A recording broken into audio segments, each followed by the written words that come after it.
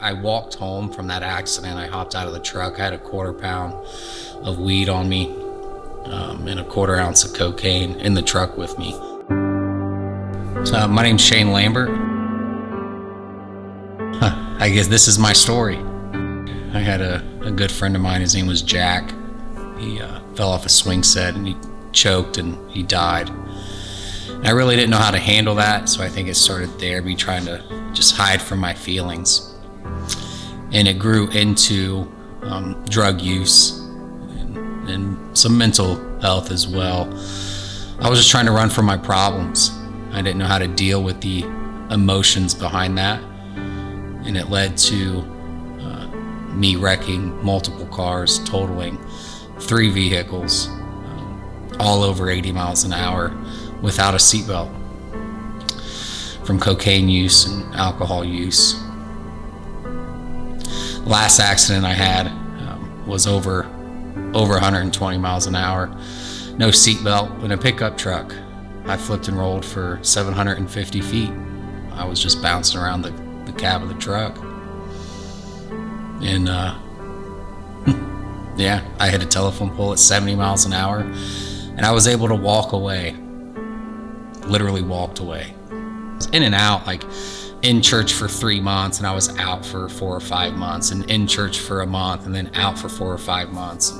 And in that period, I got baptized in 17, and then he finally asked me, like 2 weeks to the day before I wrecked that last truck, he asked me, what is it going to take for you to make a change? And I pretty much said a miracle from God. And for the first time, I prayed that night, and I meant it. Like, I meant it, that if God wanted me, he was going to have to make a big change and come and get me. And like I said, almost 2 weeks to the day, he came and got me. I woke my dad up. I was living with my parents at the time, and I woke him up and I told him, you need to take me to the hospital. And I was laying in there in the hospital, and man, I had this feeling that God was speaking to me, and I believe it was the Holy Spirit, prompting me to come after him. But I heard a voice, man, and he said, when are you going to stop running? And he said, if you don't stop running now, you're going to run for the rest of your life.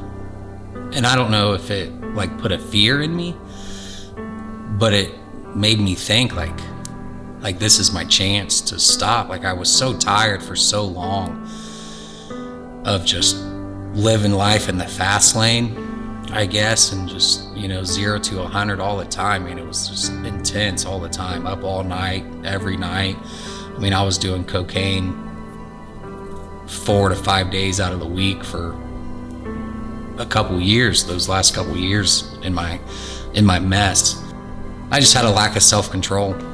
I didn't have an identity in myself. I didn't know who I was, what I was doing. And who I am now is just a son of God who is loved and forgiven, and someone who has self-control. That was the biggest thing that I needed to learn, was I can say no, and I have the power through the Holy Spirit to say no to things that aren't bringing me closer to him. I mean, even in today, still sober and living for the Lord, with everything, I'm grateful to know that I have a loving Father and friend who wants to see me and has given his life, be surrendered to him, and just love the people around me. I think that's really what I'm called to do, is to help the guys who have been in my situation, who feel hopeless, who feel lost, who feel like